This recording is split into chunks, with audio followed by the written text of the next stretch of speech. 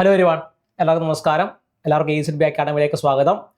ഒരു PSC എഴുതുന്ന ഉദ്യോഗാർത്ഥിയെ സംബന്ധിച്ച് ഈ പറയുന്ന ഒരുപാട് നിയമനങ്ങൾ നടക്കുന്ന പരീക്ഷ എന്ന് പറയുന്നവൻ്റെ ഈ പറയുന്ന സ്വപ്ന പരീക്ഷയായിരിക്കും അല്ലേ. അപ്പോൾ നമ്മുടെ കമ്പനി ബോർഡ് LGS എന്ന് പറയുന്ന അത്തരത്തിലൊരു പരീക്ഷയാണ്. ഈ പറയുന്ന രീതിയിൽ ഒരുപാട് നിയമനങ്ങൾ നടക്കുന്ന പരീക്ഷയും കൂടിയാണ് കമ്പനി ബോർഡ് LGS എന്ന് പറയുന്നത് അല്ലേ.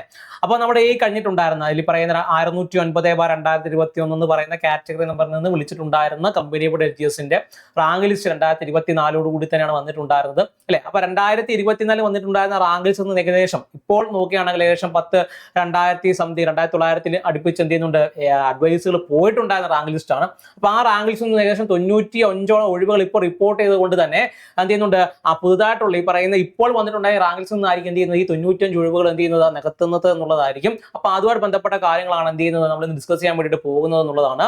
അപ്പോൾ നിങ്ങൾക്ക് എല്ലാവർക്കും അറിയാവുന്ന പോലെ ഇത്തരത്തിലുള്ള വാർത്തകൾ കണ്ടിട്ടുണ്ടായിരിക്കും. നമ്മുടെ കമ്പനി ബോർഡ് LGSലേക്ക് 95 ഒഴിവുകൾ കൂടി എന്ത് ചെയ്യുന്നുണ്ട് റിപ്പോർട്ട് ചെയ്തിട്ടുണ്ട് എന്നുള്ള കാര്യം അല്ലേ. അപ്പോൾ ഈ 95 ഒഴിവ് കൂടി എന്ത് ചെയ്യുന്നത് വരുന്നതോടുകൂടി തന്നെ, അതായത് 95 ഒഴിവുകളിൽ വന്നിട്ടുണ്ട് ആ ഒരു വേക്കൻസി എന്ന് പറയുന്നത് ഈ റാങ്കിൽസിൽ നിന്ന് എന്ത് ചെയ്യുന്നത് ഫില്ല് ചെയ്യുന്നതോടുകൂടി തന്നെ ഏകദേശം 3000 എന്ത് ചെയ്യും 3000-ലധികം എന്ത് ചെയ്യുന്നുണ്ട് വേക്കൻസികൾ, അല്ലെങ്കിൽ 3000-ലധികം അഡ്വൈസുകൾ എന്ത് ചെയ്യും നിയമനങ്ങൾ എന്ത് ചെയ്യും കടക്കുമെന്നുള്ളതാണ് എന്ത് ചെയ്യുന്നത് പറയുന്നത്. നിങ്ങൾക്ക് എല്ലാവർക്കും അറിയാവുന്ന പോലെ തന്നെ 609/2021 എന്ന് പറയുന്ന കാറ്റഗറി എന്ന് പറഞ്ഞ അടിസ്ഥാനപ്പെടുത്തിയാണ് എന്ത് ചെയ്യുന്നത് ഈ പറയുന്ന നോട്ടിഫിക്കേഷൻ വന്നിട്ടുണ്ടായിരുന്നത്. അപ്പോൾ നോട്ടിഫിക്കേഷൻ വന്നു, അതിന്റെ എക്സാമിനേഷൻ കണ്ടക്ട് ചെയ്തു.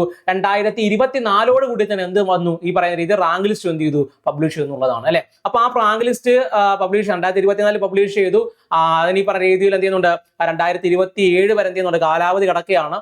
അപ്പം ഇതുവരെ ഈ പറയുന്ന രീതിയിൽ 16/4/2026 അവസാനമായിട്ട് ഒരു അഡ്വൈസ് പോയത്. അപ്പം ഇതുവരെ പോയിട്ടുണ്ടായിരുന്ന റാങ്ക് ലിസ്റ്റിന്റെ റാങ്ക് ലിസ്റ്റ് വന്ന് അതിനുശേഷം ഇതുവരെ ഉണ്ടായിരുന്ന നിയമനം എന്ന് പറയുന്നത് 2921 എന്ത് ചെയ്യുന്നുണ്ട് നിയമനങ്ങളാണ് ഇതുവരെ നടന്നത് അല്ലെ, ഇതുവരെ നടന്നതെന്നുള്ളതാണ്.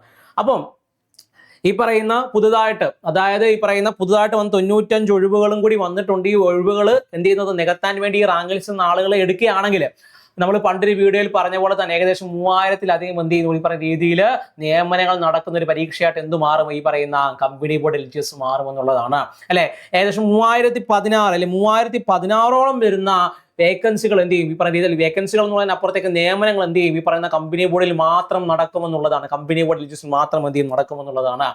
ഇനി ഈ പറയുന്ന 95 ഒഴിവുകൾ എന്ന് പറയുന്നത് എവിടെയെല്ലാം ആണെന്നുള്ളത് നമുക്ക് നോക്കാം. ബെക്കോയിലാണ് എന്ത് ചെയ്യുന്നത് ഏറ്റവും കൂടുതൽ ഒഴിവ് എന്ത് റിപ്പോർട്ട് ചെയ്തിട്ടുള്ളത്. 51 ഒഴിവുകളാണ് ബെക്കോയിൽ എന്ത് ചെയ്യുന്നത് റിപ്പോർട്ട് ചെയ്തത്. ഏറ്റവും കുറവെന്ന് പറയുന്നത് നമ്മുടെ ഈ പറയുന്ന ടൊഡി വർക്കേഴ്സ് ആണ്. ടൊഡി വർക്കേഴ്സ് വെൽഫെയർ ബോർഡിലാണ് ഏറ്റവും കുറവ് എന്ത് ചെയ്യുന്നത് വേക്കൻസികൾ റിപ്പോർട്ട് ചെയ്തിട്ടുണ്ടായിരുന്നത്.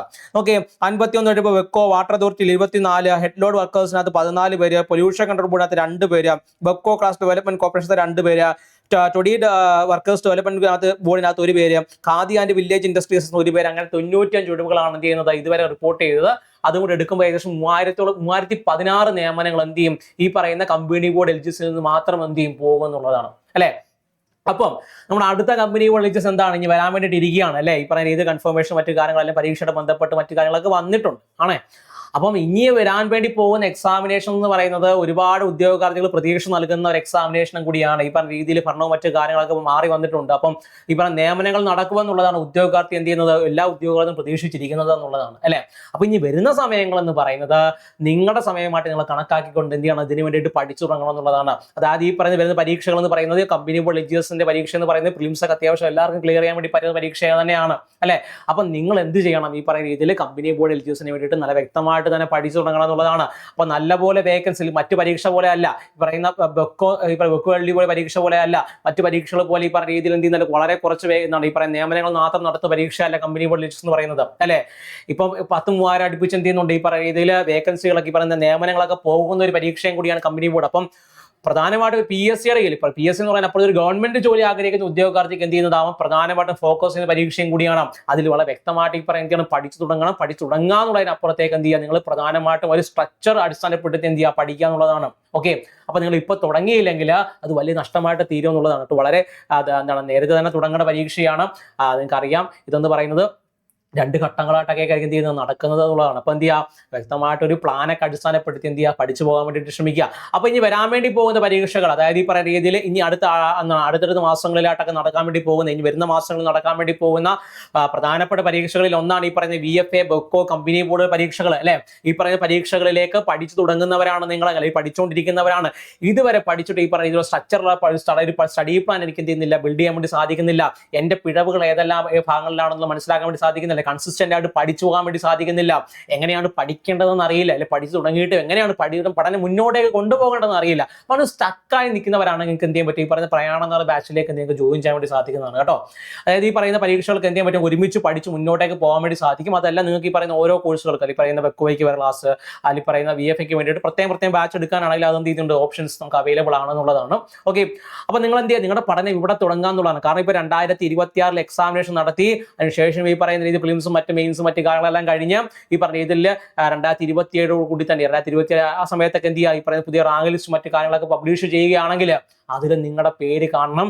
അങ്ങനെ ഒരു ദൃഢനിശ്ചയം നിങ്ങളുടെ മനസ്സിൽ കാണണം. അല്ലെങ്കിൽ പറയാം, പണ്ട് ആളുകൾ പറയാറുണ്ട് മാനിഫെസ്റ്റ് ചെയ്യാന്ന് പറയും. അല്ലെങ്കിൽ പറഞ്ഞ ഇതിൽ നമ്മൾ ഒരുപാട് ആഗ്രഹിച്ചു അതിന് വേണ്ടിയിട്ട് വളരെ ഹാർഡ് വർക്ക് ചെയ്ത് കഴിഞ്ഞാൽ തീർച്ചയായിട്ടും അതിനെന്തെയും ഒരു ഫലം കാണുമെന്നുള്ളതാണ്. ഒരുപാട് പേര് പ്രതീക്ഷ എന്നുള്ളത് മാത്രം പോരാ, പ്രതീക്ഷകളും ഈ പറയുന്ന സ്വപ്നങ്ങളും മാത്രം പോരാ, ഹാർഡ് വർക്കും കൂടെ ചെയ്ത് ചെയ്യണം അല്ലേ. ഹാർഡ് വർക്ക് കൂടെ ചെയ്യണം, ഹാർഡ് വർക്ക് കൂടെ സ്മാർട്ട് വർക്ക് കൂടെ ചെയ്യണം. സ്മാർട്ട് വർക്ക്സ് എന്ന് ഉദ്ദേശിക്കുന്നത് പ്രീവിയസ് ക്വസ്റ്റ്യൻ പേപ്പേഴ്സ് വർക്കൗട്ട് ആയിക്കോട്ടെ, മോക്ക് ടെസ്റ്റും മറ്റു കാര്യങ്ങൾ ചെയ്യുക ആയിക്കോട്ടെ, അതേപോലെ തന്നെ റെഫറൻസിന് വേണ്ടി എടുക്കുന്ന പുസ്തകങ്ങളും മറ്റ് കാര്യങ്ങളും മറ്റു എന്ത് ചെയ്യുക, വ്യക്തമായിട്ട് പഠിക്കുന്നതെല്ലാം തന്നെ എന്താണ് സ്മാർട്ട് വർക്കിനകത്ത് പെടുന്ന കാര്യങ്ങൾ തന്നെയാണ് അല്ലേ. അപ്പോൾ ഇതൊക്കെ ചെയ്ത് വേണം എന്ത് ചെയ്ത് മുന്നോട്ടേക്ക് പോകാൻ എന്നുള്ളതാണ്. ഓക്കെ, അപ്പോൾ നമ്മുടെ കോഴ്സുകളും മറ്റു കാര്യങ്ങൾ ബന്ധപ്പെട്ട കൂടുതൽ കാര്യങ്ങൾ അറിയുന്നതിന് വേണ്ടിയിട്ട് തൊട്ട് താഴെ നമ്മളിലേക്ക് എന്ത് ചെയ്യുക, വിളിച്ച് കോൺടാക്ട് ചെയ്യാൻ ശ്രമിക്കുക.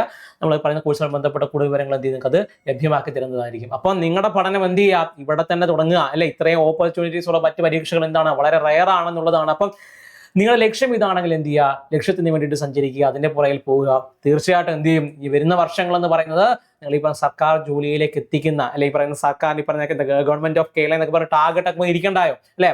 അപ്പൊ എന്ത് ചെയ്യാം, അതിലേക്ക് നിങ്ങളുടെ പരിശ്രമം ഇപ്പോഴേ തുടങ്ങുക എന്നുള്ളതാണ്. അതിൻ്റെ എല്ലാ സഹായങ്ങളും നമ്മുടെ ഭാഗത്തു നിന്ന് എന്തെയും ഉണ്ടാകും. അപ്പം പരീക്ഷകൾക്ക് വേണ്ടിയിട്ട് പ്രിപ്പയർ ചെയ്യുന്ന എല്ലാ ഉദ്യോഗാർത്ഥികൾക്കും അവർക്ക് ഈ പറഞ്ഞ രീതിയിൽ നിങ്ങളുടെ സ്വപ്നങ്ങളെല്ലാം സാക്ഷാത്കരിക്കട്ടെ എന്ന് ആത്മാർത്ഥത ആഗ്രഹിച്ചുകൊണ്ട് മറ്റൊരു വീഡിയോയിൽ കാണാം. അതുവരെ എല്ലാവർക്കും ബൈ, താങ്ക് യു.